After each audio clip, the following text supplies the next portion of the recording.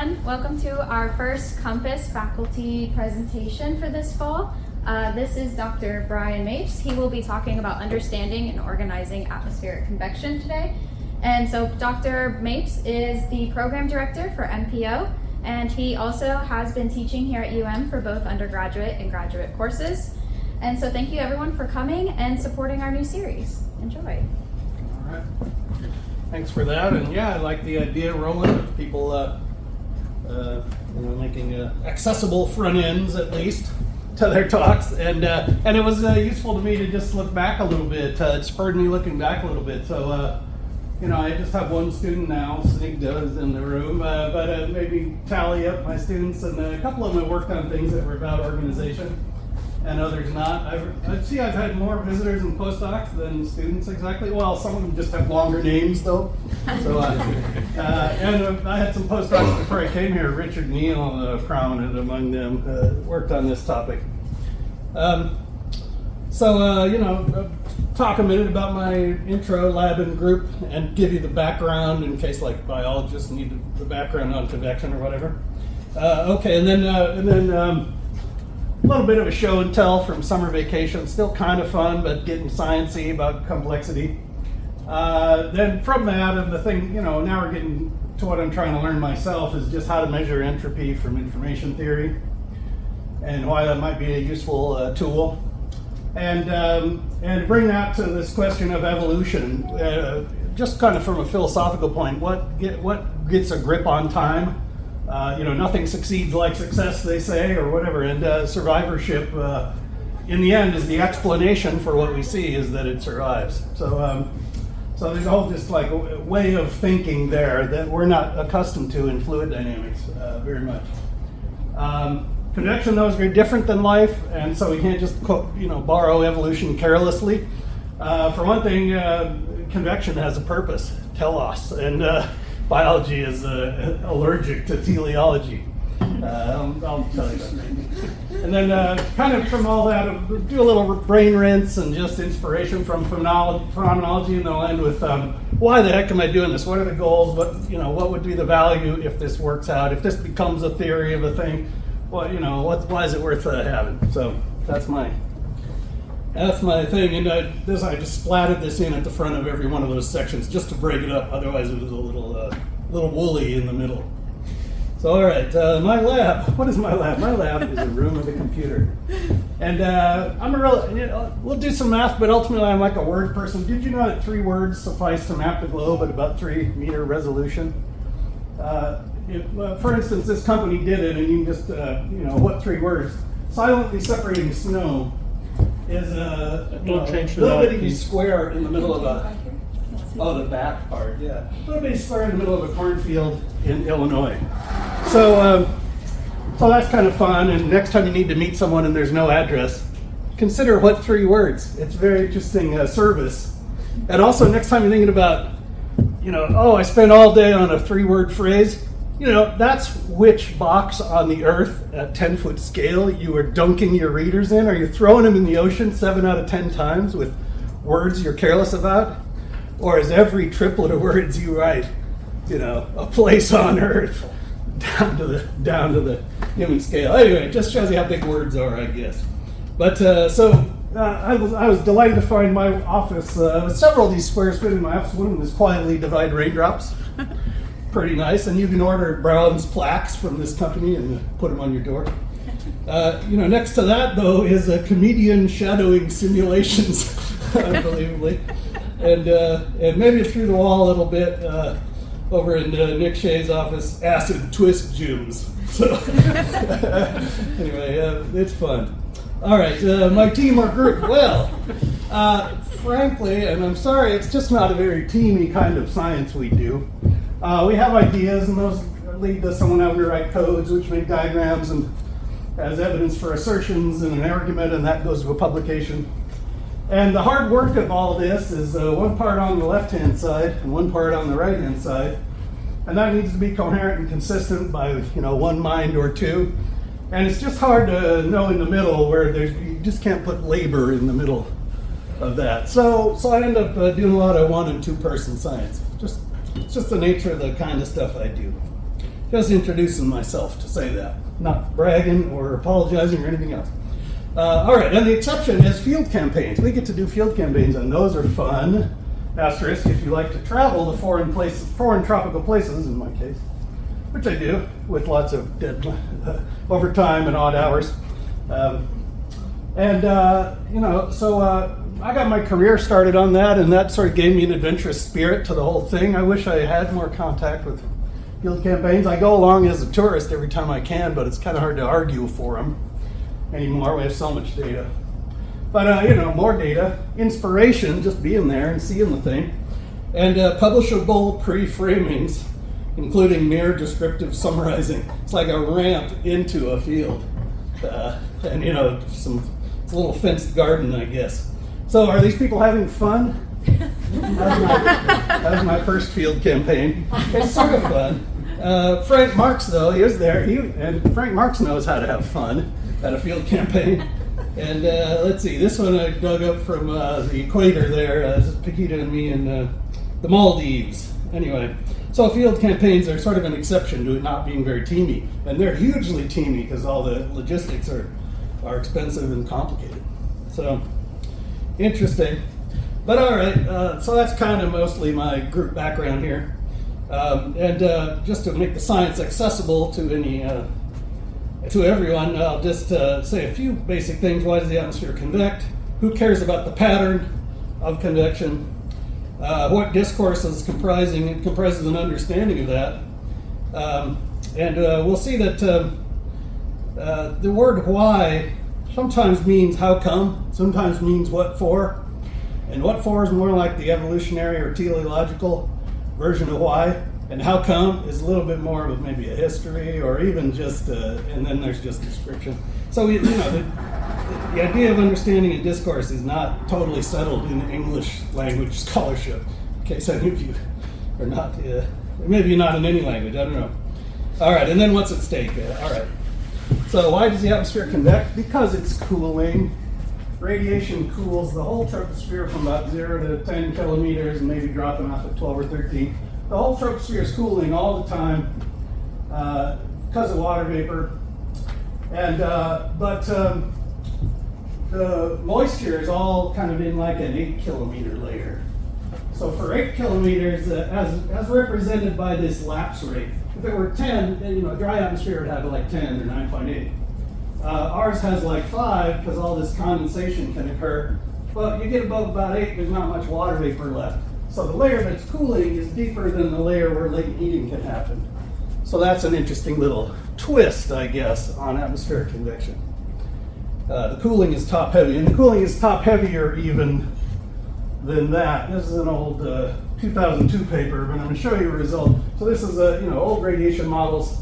We're just kind of cooling, and okay, a lot in the boundary layer. Maybe I made that 0, but or made that constant. But new radiation models, better, truer. There's a peak of cooling way up here at the top of the troposphere. Interesting problem.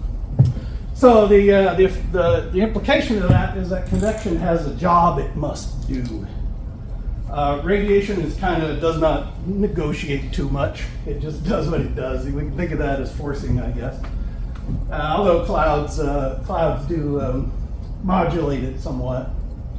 But, the whole troposphere is cooling more than this shows because that's a 2001 result or something.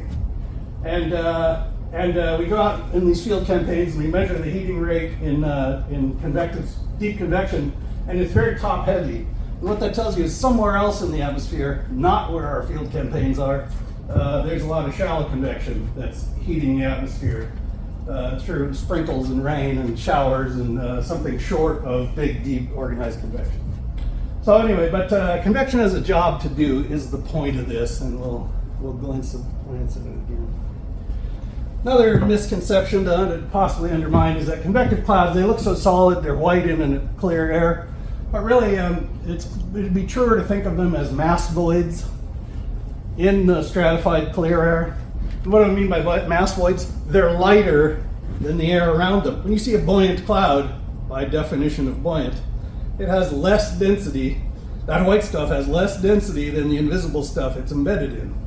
And that's just not entirely intuitive, I think, to the human mind and the human eye and the way we think about them. We think of them as objects and entities and stuff, and they're not necessarily heavy. They got some vigor to them that the clear sky doesn't have, but they're not massive.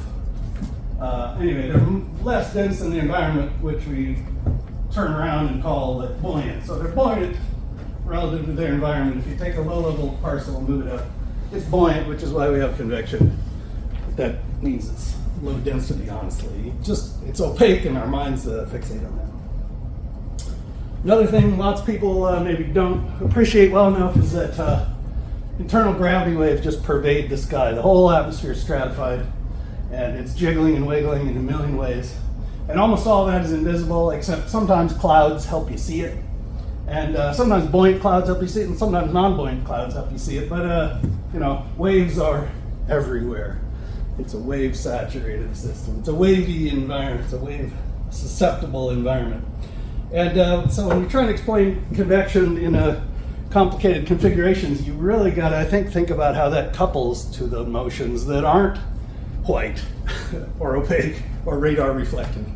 And that's been a lot of my career, is just try to broaden the frame from convection ends where the cloud runs out to, it's embedded in a stratified system that has properties that are important. It's heavy and stuff. Sometimes people, by atmospheric convection, they mean equator to pole.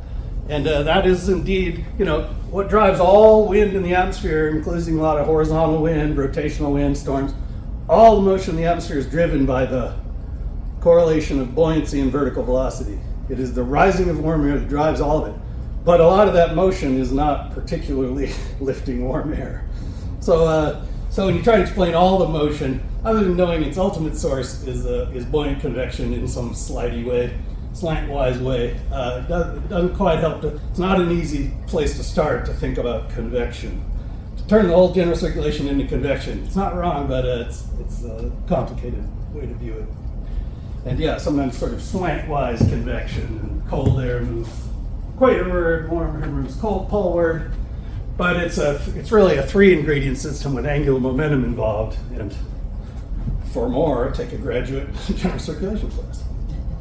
All right, so mostly we'll just talk about vertical convection and cloudy vertical convection, and sort of who cares? Okay, there are configurations. Satellite pictures are interesting, rugged, but who cares whether it's lumpy or bumpy or smooth or flat?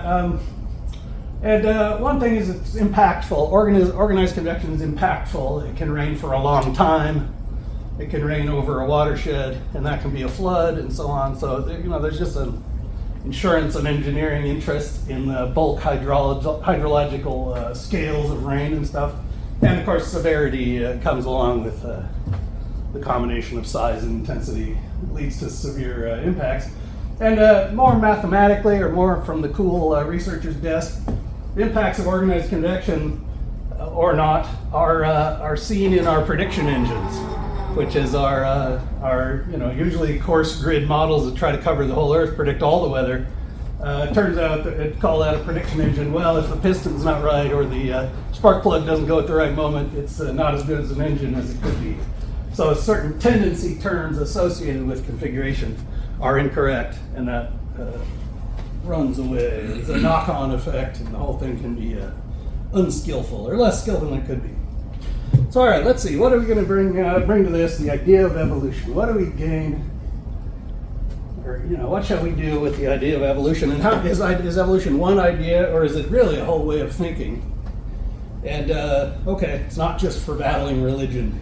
For one thing, you can just mundanely, just as we speak of our differential equations, the time rate of change equals the sum of the tendencies. You could call that a budget, but also we call it an evolution equation. And the way tendencies are is just say the way anything changes in time is evolution, right? There's your flat description. Evolution is change through time. But but there you go. We use the word that way in the kind of math world. Newton and Leibniz's time derivative. Then there's like the grand storytelling evolution about the Earth, life's origins, ontogeny of life on Earth, paleobiology, astrobiologists wondering what might appear on other planets.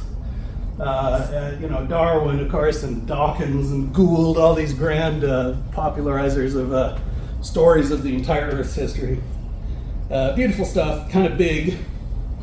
So I'm going to retreat a little from that to sort of philosophers who are interested in the logic of evolution, the nature of time, the principle of gradualism, the adjacent possible. The world is built from the adjacent possible, chains of the adjacent possible.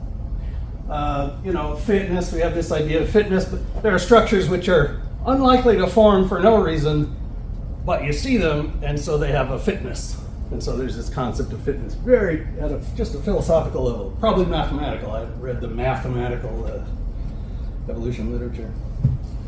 There's a slightly more workaday version, I guess, of biological evolution, which is ecological evolution. Configurations and strategies and ecology, kind of sanitized even of its biological hard parts. And a guy named Ulanowitz, I'll mention in Show's book, taught me a lot with that. And then, then we just have these tools like probability. That's not really part of evolution. It's a postulate that information entropy is going to be a useful currency of evolution. It's a postulate, or a useful measure of evolution. All right, so there we were. What was that? All that was background. Anyway, I'll show you a little complexity stuff. So you see what I'm interested in, and I went this summer to a place I'd wanted to go, the Santa Fe Institute. It's like a complexity institution in Santa Fe, of course. And they had this collective intelligence symposium this summer, and it was thrilling and fun. And one encounters from various sides this huge library of ideas, but also tools. And those come from all these kinds of things: emergence and game theory and collective behavior and networks and systems theory and so on. And all these things are sort of best developed for statistical mechanics. So complexity at one point was done by physicists, or statistical mechanics physicists who wanted to generalize a little. And but by now, active matter is kind of the transition, and cellular complexity, especially neuroscience, is all about networks of neurons and stuff. And that leads all the way up to behavior, and you got these social animals. So the best talks there, complexity sciences, it's big. Nobody teaches it as such. It's not one thing. It's a style of reasoning throughout the sciences, but it's big. And if you want to learn about it, they have nice free learning software at this Santa Fe place. All right, so I'll just show you a few of my favorite talks, which were all collective biology of animals: ants, bees, firefly synchronization, fish schools, which are fun here, birds and stuff. So, emergent properties of complex systems, collective intelligence, collective motion in fish school is very well studied. There's different styles: swarming, schooling, milling, and bait ball. And you can model this by fish-fish interactions, and then make agent-based models and see how they behave. And you can give them different tendencies to attract, tendencies to align. That's all you need to do to say how one fish swims near its neighbors. And you just have these regimes. And surprisingly, the system spends a lot of time in this critical regime. They're often in a critical regime. They're kind of on the border between different kinds of behaviors. And the idea evolutionarily is that neither too disorderly nor too rigidly organized, endowed with extreme sensitivity. Hanging around at a critical point makes you a very sensitive, responsive thing. And so these schools of fish, their survival depends on being very responsive and sensitive, is the idea. And the people who study this, I learned a new word: stigmergy, coordination mechanism based on indirect interactions. I guess that came up. This was an insect, so I cut that from. There's this giant center, probably the Santa Fe of Europe now, in Konstanz, which looks like a lovely place. And they just got a huge new grant to focus on collective behavior, love visitors, etc. And there's a philosophical dimension, because you know what? It's not about you can't just do all the applications. There's really a philosophical dimension to this.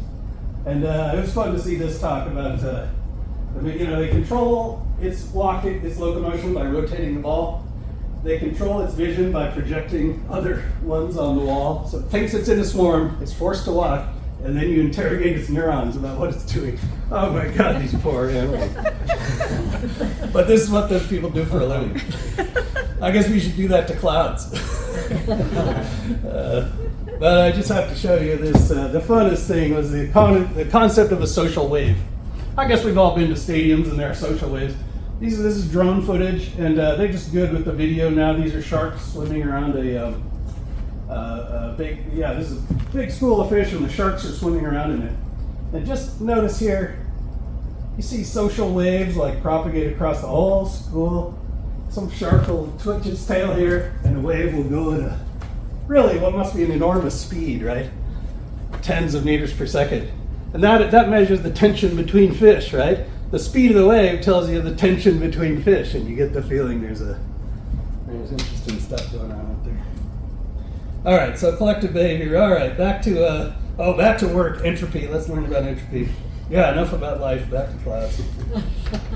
This is what happens in 4 hours in South America between late morning and early afternoon. The clouds, would you say they organize? Would you say that they, some develop more than others and outcompete them? And the winners survive? Or would you say they get clumped together or stuff? You sort of have to watch a video to say whether they gather together or there's a competition here. Looks kind of uniform now, but you know what? These 5 lucky ones just might win the day on the rest. And then there's a river, and that might give some of them a chance to line up and then have that advantage. Anyway, so this configuration stuff, there's no theory reason it should exist. This is a lovely painting from 1957 of what people expected to see when the first satellite flew. There's no reason to expect this is going to be full of all, we've all seen cumulus clouds, and sometimes they're in streets or rows along the wind. And no reason to think there's going to be anything. And it's hard to paint the stuff anyway, to be fair. But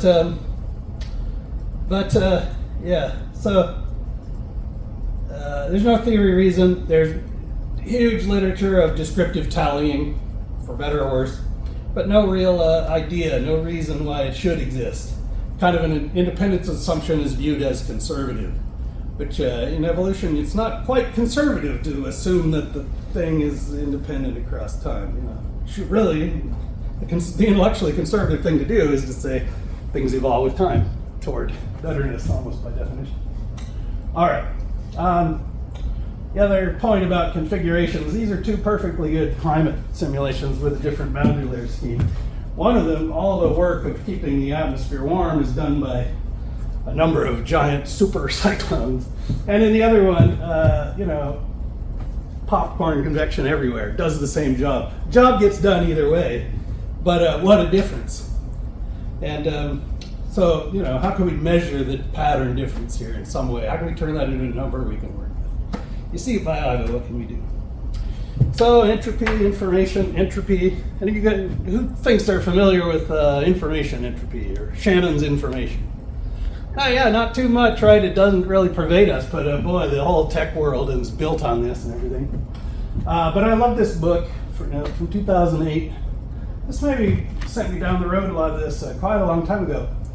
And here's his history of entropy and why we're all confused about entropy. Had the identification of temperature with the average velocity of atoms come earlier, it would have been natural to define temperature in units of energy instead of making up this freezing to melting divided by 100 thing, right? Entropy would then be a dimensionless thing instead of the ratio of energy to temperature like we all struggle to understand now. So it's only because people didn't know that warmth was an energy that entropy has this weird unit of heat capacity, which distracts from its real information content or meaning, which is not about heat necessarily. So the interpretation of entropy as a measure of information would have come much easier. And centuries of science were shaped by the order in which things were discovered and described and in what way. But what this book shows you is that entropy best translates as missing information. Next time you hear entropy, think missing information or this information. All right, so missing from where? Missing from a coarse-grained or macroscopic description. What do I mean by a description? That description might be a constraint. Like I have a cubic meter of gas and it has a certain amount of energy, and that's conserved. So all I've specified is the energy, and the molecules are free to go where they will. That's your basic statistical mechanics. So if we had a noble gas atmosphere at temperature T, the normal distribution of velocities, Boltzmann's distribution for atomic velocity, is just the normal distribution centered on 0 of the square root of this energy, which we claim it has. And that would just be CV times the temperature. So the normal distribution is a maximum entropy distribution.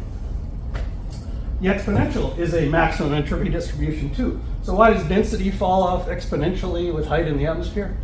It's the way the molecules arrange themselves that has the most entropy, given that they have a certain amount of potential energy, G times the scale height, or R times T. So RT tells you how much potential energy the pile of gas is going to have. CVT tells you how much kinetic energy. And maximum entropy tells you it'll be exponential in height, and the molecular velocities will be Gaussian. That's the nature of the Gaussian and the nature of the exponential, actually, which taught me something about the exponential and the Gaussian. I'd known what they were, but I didn't know why they were that.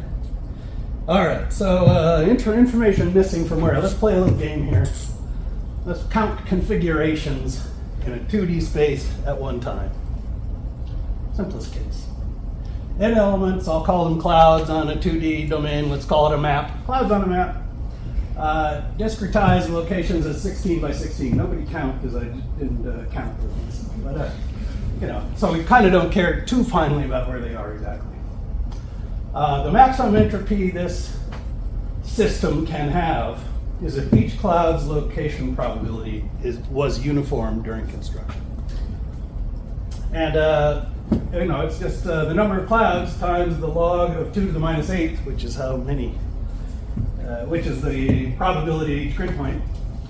Log of 2 to the minus 8 is minus 8. You got a negative sign, so it's 8. So it's 8n, or in other words, 4 for the x-axis, 4 for the y. So 8n bits. And I'm using log 2 because then the unit of information is bits. I like that. There are people who use natural logs and then the unit is nats, or they use log 10 and then it's called Hartleys or something. Anyway, bits are the right way to think of information. So log 2. All right, so what if I count more finely? What if I want to keep track, refine their locations, 2 to the 5th, 2 to the 5th? Well, that was just the 10 over here, instead of 8. So so that's what happens when you get a little finer in your description. It takes more information by a predictable amount because of how I've set up the configuration space. Everybody with me? As a game, if you want to be. Yeah. All right, arithmetic. All right, so what happens if, let's go back to 16 by 16 because that's what the picture is closest to. What if I tell you they're random, but only within row 11? Well, then it's just 2 to the minus 4. It's just 4n bits instead of 8n bits. It's half as much information if you're told that they're going to all be in row 11.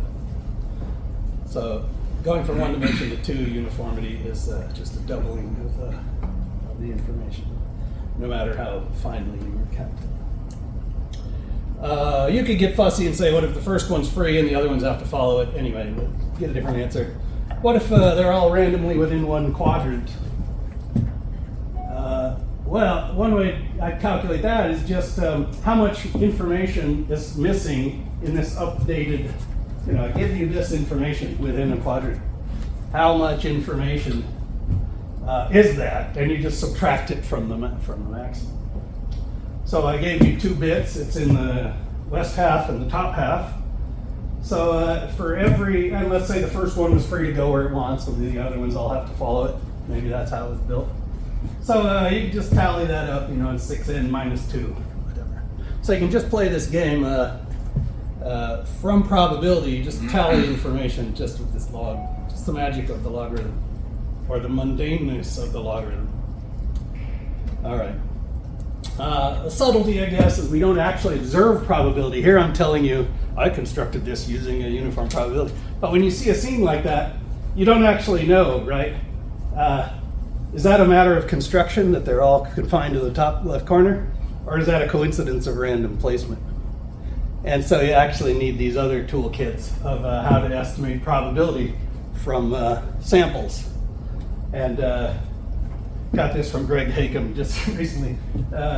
If you have a coin and you want to know what the probability of heads is, whether it's a fair coin, the probability of the heads, and you've tossed it 3 times and got 2 heads and a tail, a frequentist will tell you there's a 2/3 chance it's a 2-to-1 coin, and a Bayesian will tell you your best expectation starting from uniformity is 3/5, which is closer to half.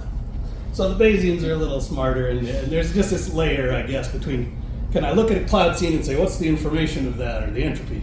No. Can I look at 100? Pretty good. Can I look at 1,000? Yes. And maybe can I estimate the probability from the way it developed in time, or something like that? There's, anyway, there's just there's depths here.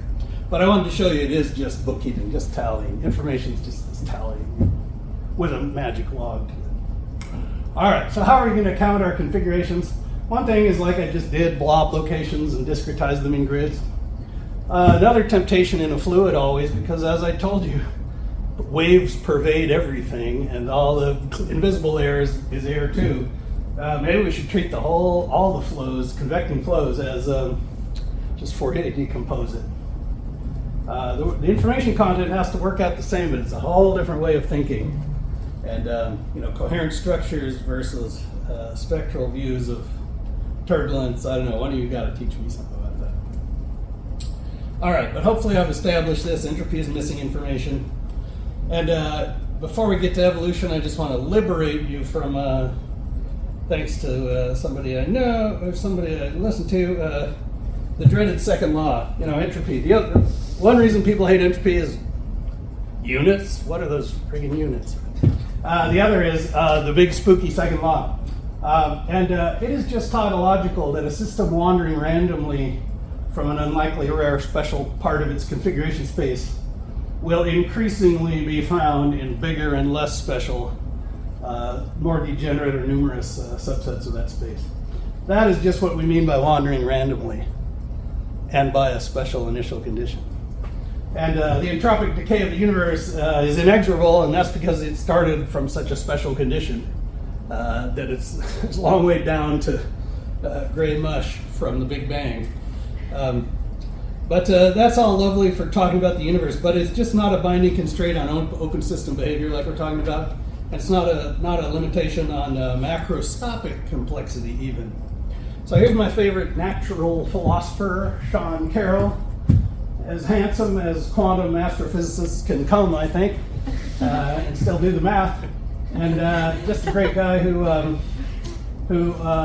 despite being all about quantum stuff and stuff, he's also interested in the big picture. This is one of his several best-selling books of popularly accessible, but at a high level. There's his website. He's got a Mindscape podcast, and just the best scientists from many, many areas. 250 of those are in the bag now.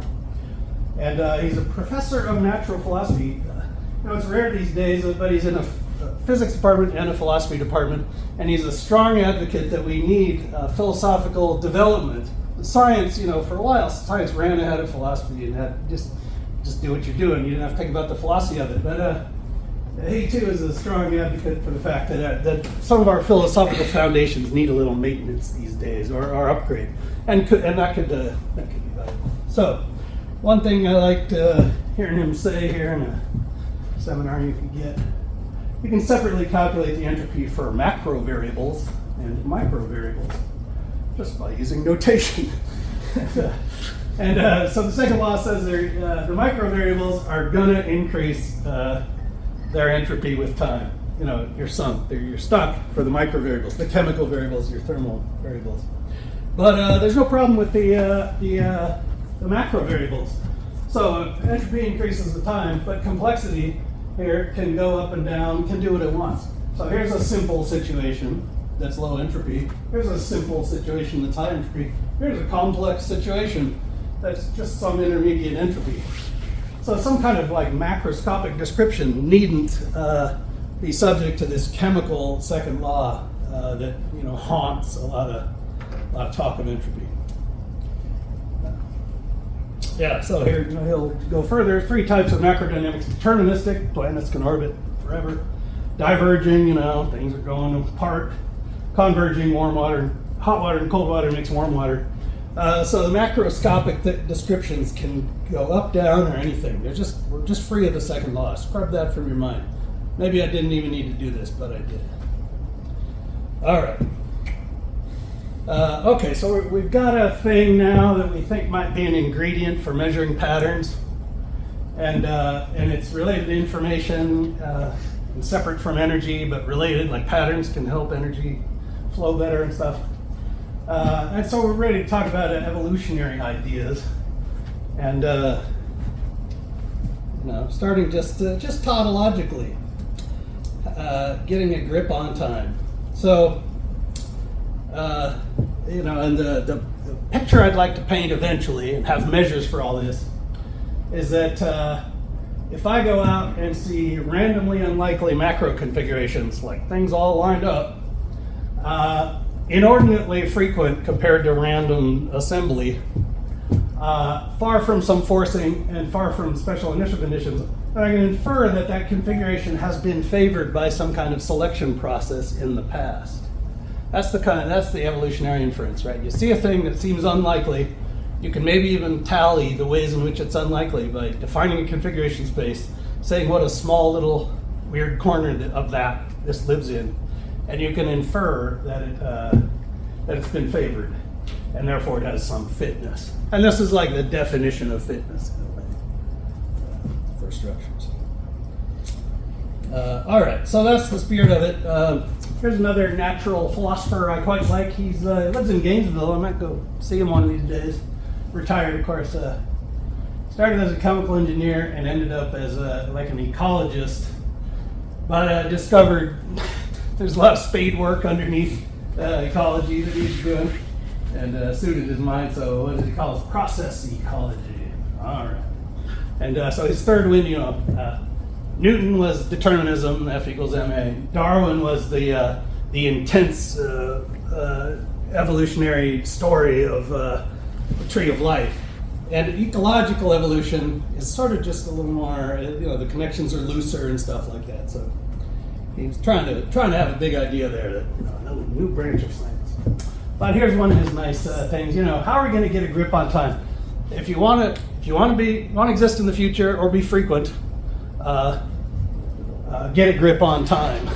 There's 2 ways to get a grip on time. One is to last a long time. And how do you last a long time? Well, you set up some kind of a process loop that closes. So A leads to B leads to C, and that loop has it outlasts its components. Suppose a new version of B comes along that's D. Well, if it's better, B will die off and D will be there. And so that loop can go on until it's F, E, and D, but the loop itself is, the pattern is the persister, is the idea. So we have this little bit, maybe a raining cell makes a cold pull, which lifts a new updraft, which leads to the next raining cell. And so we have these multicellular storms that are happy to live as long, and live till they die. Live till something disrupts it in a way. Hurricanes are, rotational disturbances are, similarly, there's positive feedback loops, and we could get all mechanical and say convergence, vorticity, pressure drop, implying the condensation in the middle, or we could say the condensation drives wind, which maybe leads to, evaporation, but also pressure drop. Anyway, there's different ways to look at a hurricane, but it's the reason it lasts so long is there's these positive feedback loops that get a grip on time and hang on to it.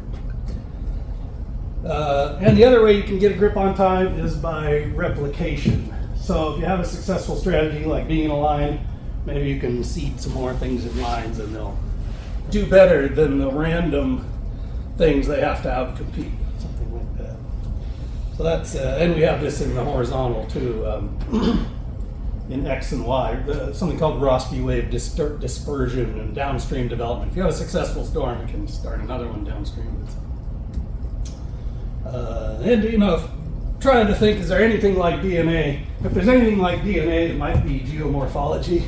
The convection tells itself tomorrow how to succeed.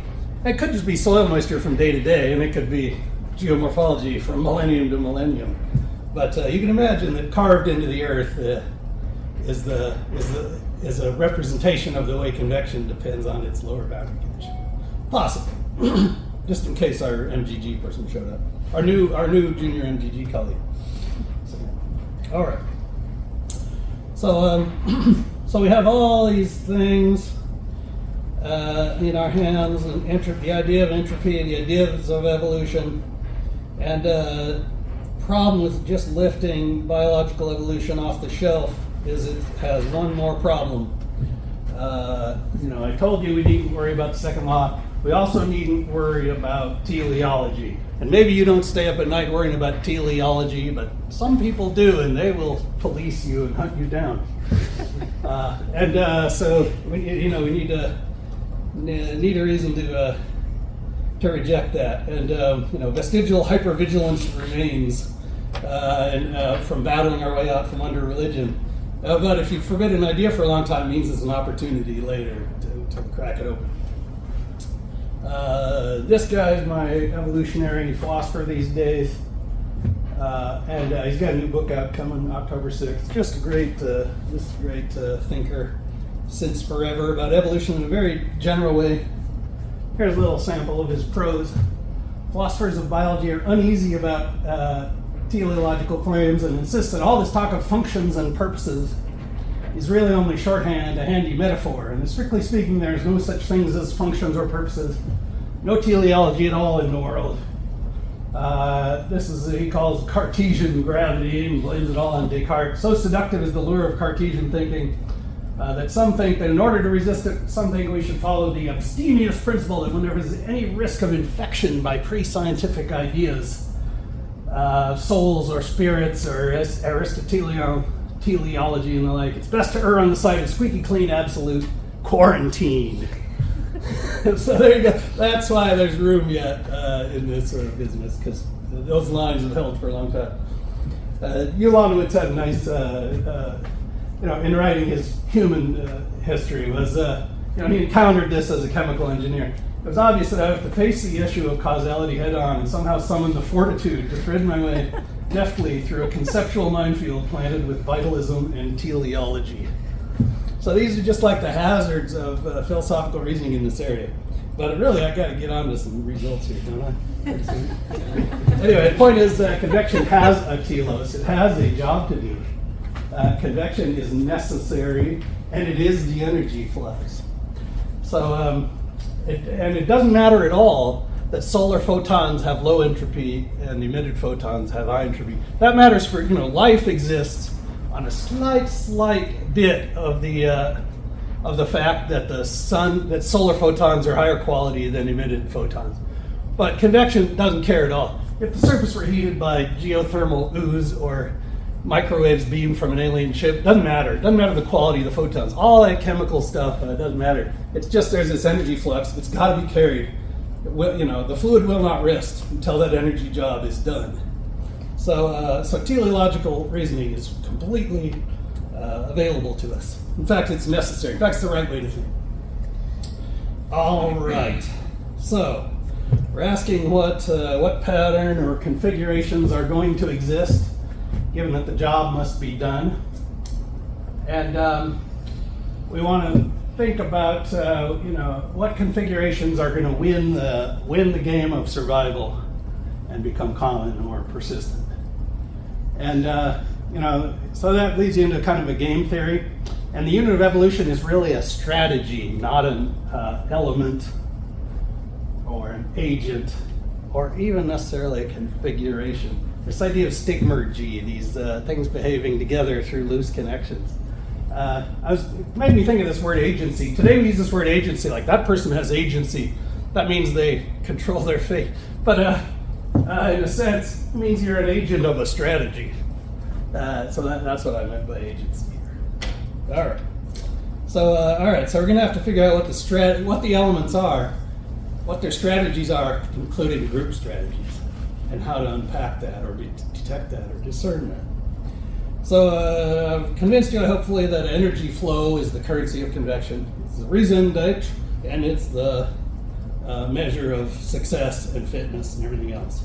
So maybe we just need basically an energy budget. We know that the correlation of buoyancy with vertical motion is sometimes called a buoyancy flux, is the rate of generation of kinetic energy coming out of available potential energy. And we don't necessarily just mean energy. We're not talking about an explosion here. We want the fraction of energy that projects back on the flow that liberated the W prime B prime. So we want sort of a projection between the flow configuration that made the buoyancy flux and the liberated energy from that, minus the frictional energy loss. So you've got long, skinny circulations, they drag along the ground a lot, so those might be penalized. So it seems like you could build an energy budget like this. And for dry convection, where buoyancy is heat, I think this is just tautological. We just do a spectral energy budget and reinterpret it as a we just reinterpret the terms in a spectral energy budget as evolutionary feedbacks. And I feel like with that tool you could just do that, and it's actually rigorous, but you're sort of reinterpreting it in evolutionary light. So I want to get me a good spectral LES and just play with that this way. But as mentioned, when you got moisture and angular momentum, other resources, other nutrients, as the biologists will say, it's not all about just energy flux or biomass. There's trace nutrients and bottlenecks and stuff. All right. I think we're ready to just rinse our brains with some data and phenomenology. Having having prompted you with all that, let's look at some data and see if any ideas occur to any of you, and maybe you'll tell me about it later.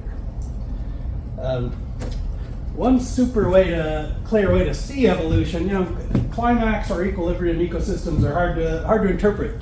The observations are ambiguous. You don't know how it got that way. There's all kinds of intense networked effects.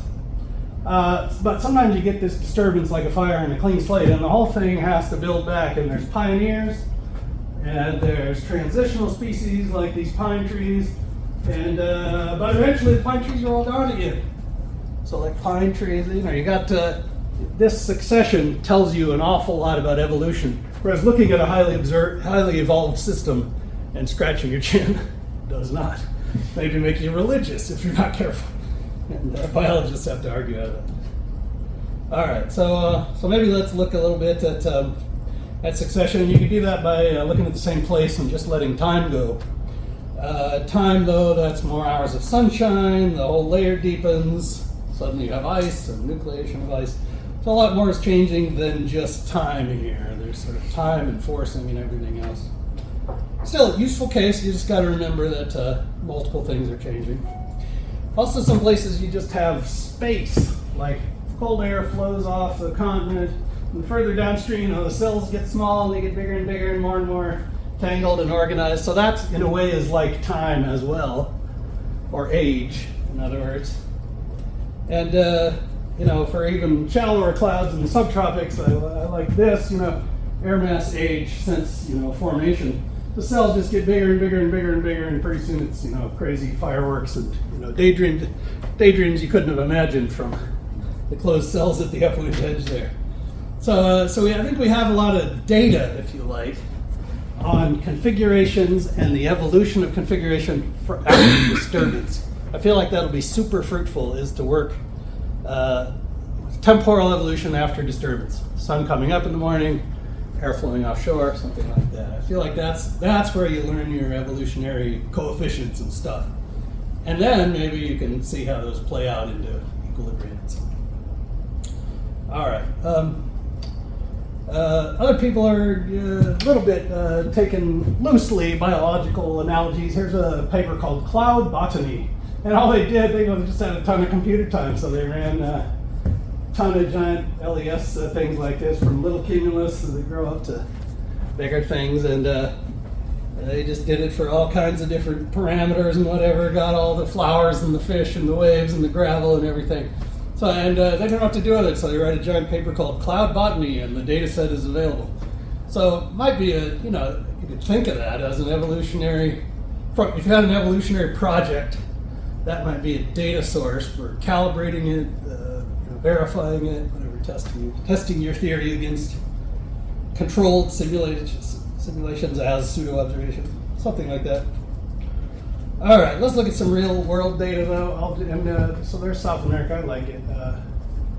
And we'll look at daily succession, just morning to afternoon. I showed you a snapshot for 4 hours, but it's fun to watch it. Watch it as a movie. If I were looking at this as a kind of from a clouds ecosystem point of view, I'd say way over here we got these kind of pioneer clouds. They're barely starting to convect at all. Those are days away from becoming fireworks in the central Pacific. But over here in the western Atlantic, we have sort of a climax ecosystem, very complex, rugged, multi-scale cloud systems. And over land, maybe we just have the leftovers of yesterday's convection. They're still hanging around in the morning, maybe. But we have coastlines which can sort of bootstrap you into 2 dimensions. Mountain ranges which can bootstrap you into 2 dimensions. Rivers which can, break the symmetry. We have things that'll sort of break the symmetry. So it's an interesting, though, think of this as a competition space between, random things popping up. That can happen very quickly. They don't need much structure. But more organized things, which take time to build up, but then are more efficient, maybe outlast, through into the night. So think of this as a competition, and let's look at it. Let's just watch it loop a few times. Maybe sun comes up, clouds build up. So they don't have long days down there. Here come the cumulus developing everywhere. And then actually they're kind of gone by sunset. The background cumulus just sort of come and go in a way. But in some places they do seed a longer lasting thing that gets a little deeper.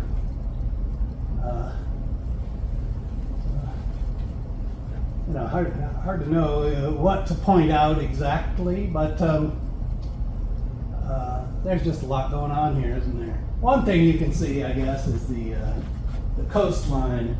Definitely, there's a line of clouds in the evening that comes from the coastline. There's interesting papers. That can be traced for like 3 days across the basin, that little coastal wave. And there are stripes of rainfall. There's a stripe of rainfall here, which is the place where the coastal wave reaches it during the daytime. Right? There's going to be convection, and that's when the coastal wave comes too, and so there's more.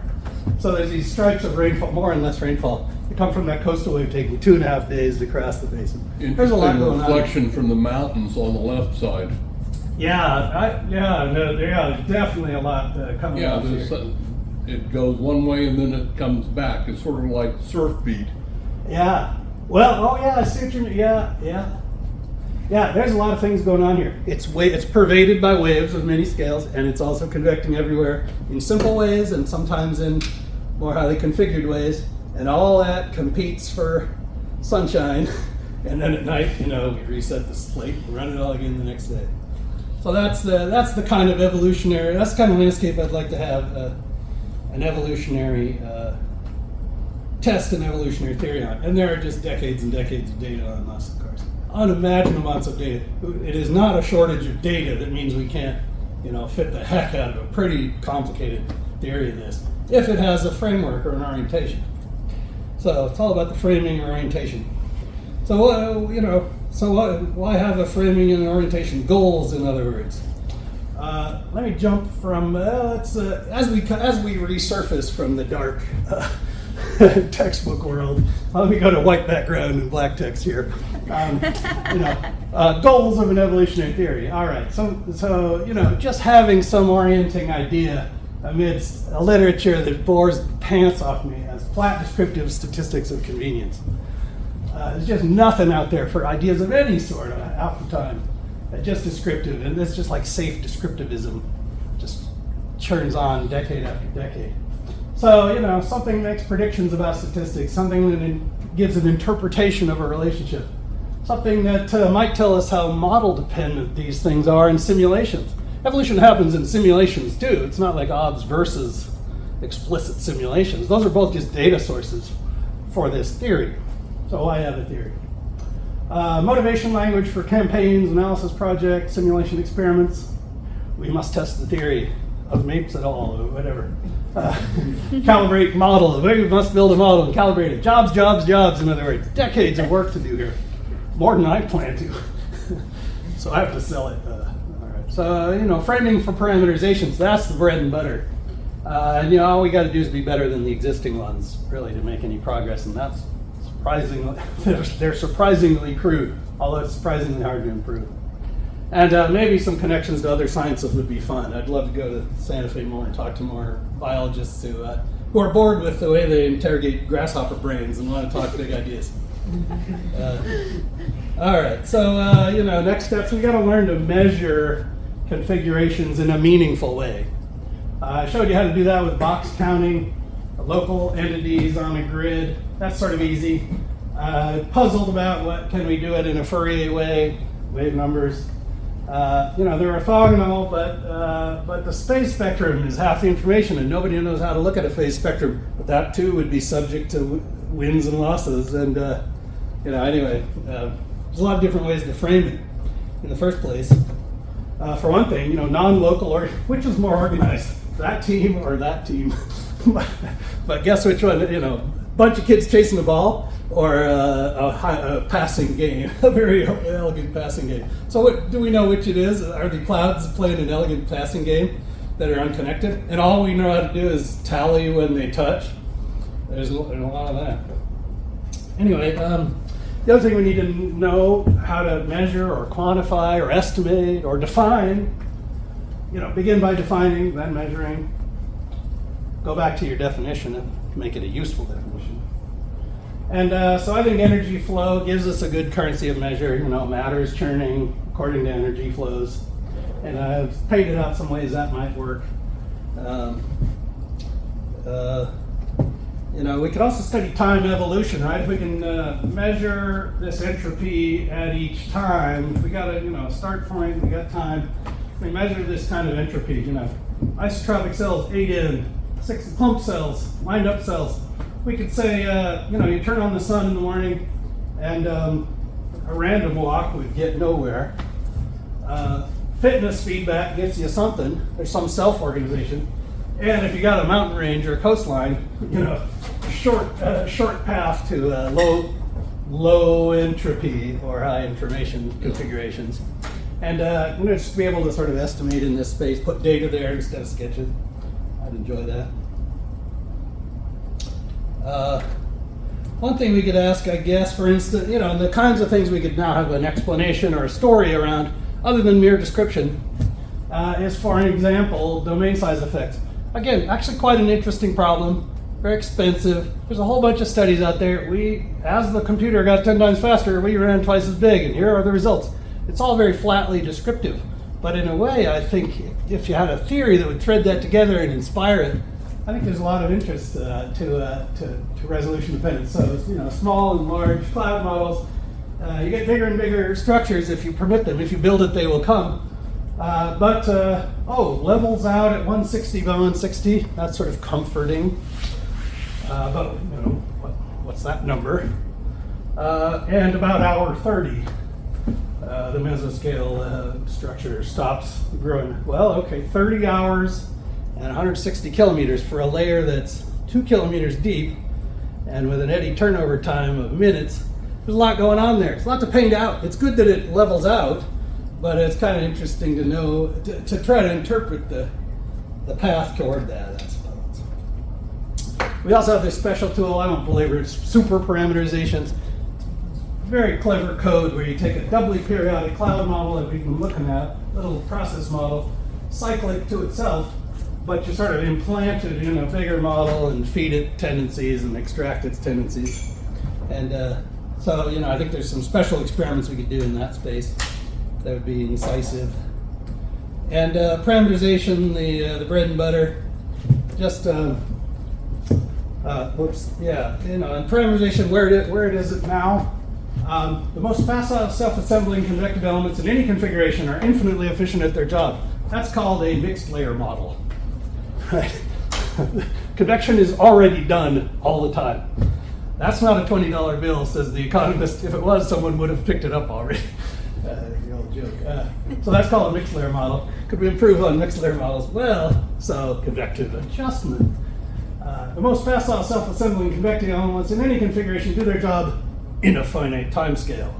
That's called convective adjustment, and we debate what that time scale should be. One number, a time scale. Could we do it a little better, I suppose. As convection's configuration evolves by selection of the fittest, the job it does is more and more thorough. Maybe it gets done faster or something. So, adjustment to an evolution-dependent state at an evolution-dependent rate. Now you got too many parameters almost. Might almost be too flexible a model. You could fit anything with that, I suppose. So somewhere there. But just back to the idea, any configuration will do the job. Some kind of competition shapes what you see, and I'd like to learn more about that competition and make a mathematical model with it and fit parameters to it and stuff. Make it do some mathematical modeling of this problem that's both evolutionary and plugs into GFD. So all right, there you go. That's my story, and sorry to be a little long.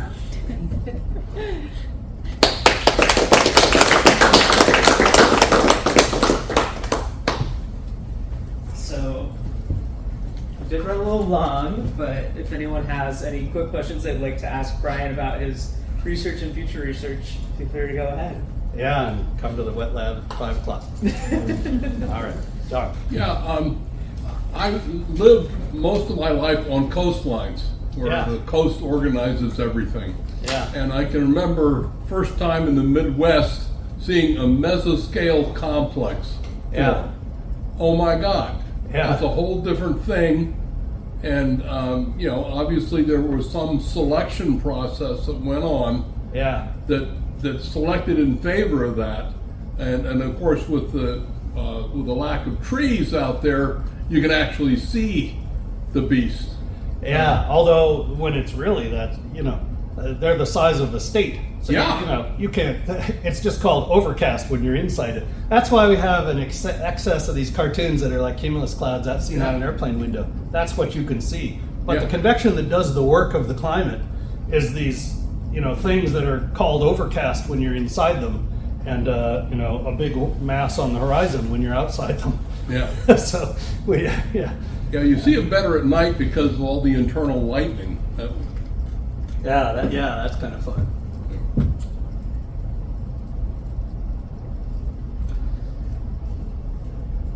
Conversations, I hope, and YouTube people too. Write to me. So guys, thanks everyone for coming to the first Compass seminar of this semester. We'll have another one Friday, which the posting should go out sometime soon, whenever Roland sends it out. Everyone has a good night.